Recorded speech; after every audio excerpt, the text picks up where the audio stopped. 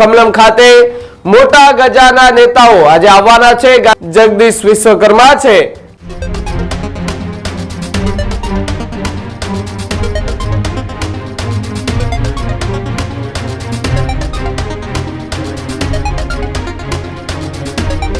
નમસ્કાર, આપ જોઈ રહ્યા છો ન્યૂઝ રૂમ અને આપની સાથે હું છું ભાવિક. સમાચાર ગુજરાતના રાજકારણને લઈ સૌથી મોટા સામે આવી રહ્યા છે કે જે ગાંધીનગરમાં કંઈક નવા જૂની થવા જઈ રહી છે. ગુજરાત ભાજપને લઈ સૌથી મોટા સમાચાર ન્યૂઝ રૂમ પર આપણે સતત અપડેટ જે છે તે આપી રહ્યા છે. આજે ગાંધીનગર કમલમ ખાતે ઉમેદવારી ફોર્મ જે છે તે ભરવામાં આવશે. પ્રદેશ અધ્યક્ષની એક નામ જે છે તે જાહેર કરવામાં આવશે. સાથે જો વાત કરવામાં આવે તો કમલમ ખાતે મોટા ગજાના નેતાઓ આજે આવવાના છે. ગાંધીનગર કમલમને ફૂલોથી શણગારવામાં આવ્યું છે. જે પ્રમાણે આપણે આ દ્રશ્યો બતાવી રહ્યા છે કે જ્યાં સવારે 11 વાગ્યાથી ઉમેદવારી ફોર્મ ભરવાની શરૂઆત જે છે તે આજે થવા જઈ રહી છે. ત્યારે ભારતીય જનતા પાર્ટીને એક નવા અધ્યક્ષ મળે તેવી પૂરેપૂરી આજે શક્યતા છે. જો કે ગઈકાલથી સૌથી વધુ નામ જો ચર્ચાતું હોય તો એ જગદીશ વિશ્વકર્મા છે કે જેનું નામ ચર્ચાઈ રહ્યું છે. કમલમ ખાતે આજે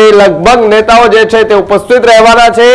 ઉમેદવારી ફોર્મ જે છે તે આજે ભરવાના છે. 11 વાગ્યાથી ઉમેદવારી ફોર્મ એ ભરવાના શરૂ થશે. સાથે જ જો વાત કરવામાં આવે તો સાંજે 5 વાગ્યાથી લઈને 5:30 સુધી ફોર્મ પરત ખેંચવાની પ્રક્રિયા જે છે તે પણ હાથ ધરવામાં આવશે. આ દરમિયાન મારા સહયોગી એ પ્રદીપ કચિયા એ ગાંધીનગર કમલમ ખાતે પહોંચ્યા છે. ત્યાંથી શું રિપોર્ટ મળી રહ્યો છે આવો એમને સાંભળીએ.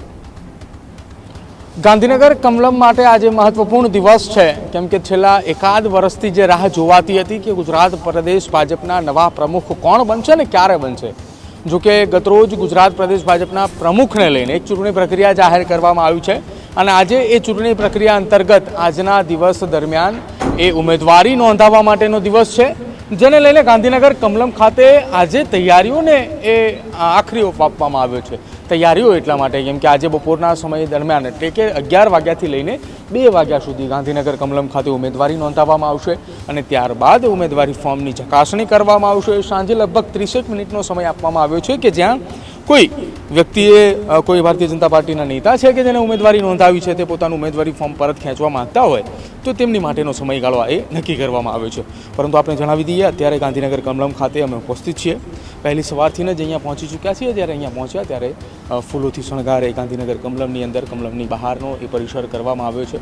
આજના દિવસ દરમિયાન એ નક્કી થશે ગુજરાત પ્રદેશ ભાજપના નવા પ્રમુખ કોણ બનવાના છે, કોણ એ શક્યતાઓ જેના નામ ઉપર લાગી રહી હતી એમાંથી કોઈ એક વ્યક્તિની પસંદગી કે કોઈ અન્ય વ્યક્તિની પસંદગી કરવામાં આવશે તેના ઉપર અત્યારે હાલ એ ચર્ચાઓ થઈ રહી છે. જોકે આજના દિવસ દરમિયાનનો જે ચૂંટણીનો કાર્યક્રમ જે છે એ કાર્યક્રમના ભાગરૂપે આજે સવારે 11 કલાકથી લઈને બપોરે 2 વાગ્યા સુધી ગુજરાત પ્રદેશ ભાજપના સંગઠન સાથે જોડાયેલા, સરકાર સાથે જોડાયેલા અથવા તો એ ધારાસભ્ય સાંસદ છે એમાંથી કોઈ પણ વ્યક્તિએ પોતાની જ્યારે ઉમેદવારી નોંધાવવા માટે આવશે, દાવેદારી કરવા માટે આવશે તો એનો સમયગાળો 11 થી 2નો છે અને ત્યારબાદના સમયગાળા દરમિયાન એટલે કે બપોરનો સમયગાળો જે છે કે જ્યાં ફોર્મ ચકાસણીમાં છે, જેમાં 3 થી 4 વાગ્યાનો સમય એ ફોર્મ ચકાસણીનો છે અને 5 થી 5:30 એ અડધી કલાક એ ફોર્મ પરત ખેંચવાની પ્રક્રિયા છે. જે ગતરોજ અહીંયા નોટિસ બોર્ડની ઉપર જે કાર્યક્રમ લગાવવામાં આવ્યો હતો એ કાર્યક્રમ છે અને આવતીકાલે સવારે 10 થી 11 1 કલાક દરમિયાન મતદાનની પ્રક્રિયા હાથ ધરાશે અને ત્યારબાદ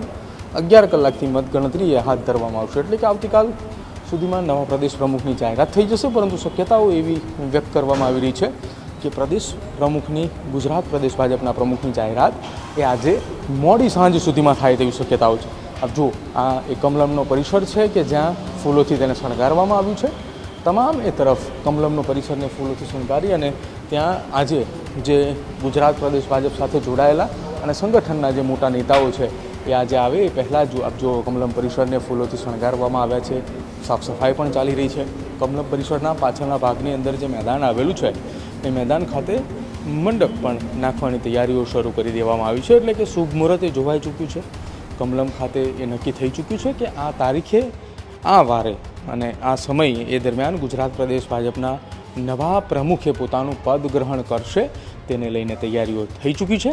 બસ માત્ર હવે એ નામની રાહ જોવાઈ રહી છે. જે નામ એ ચર્ચાઈ રહ્યા છે એમાંથી કોઈની પસંદગી કરવામાં આવશે અથવા તો એમાંથી કોઈ નામ એ ચૂંટણી દરમિયાન એ પોતાની ઉમેદવારી નોંધાવશે અને ત્યારબાદ એ જીતે છે કે શું કંઈ થાય છે, મતદાન પ્રક્રિયાની અંતર્ગત આવે છે કે બિનહરીફ થાય છે, તેના ઉપર સૌ કોઈની નજર છે. પરંતુ અત્યારે સૌથી મહત્ત્વપૂર્ણ વાત એક ચર્ચાની અંદર એક નામ છે અને નામ જગદીશ વિશ્વકર્માનું છે.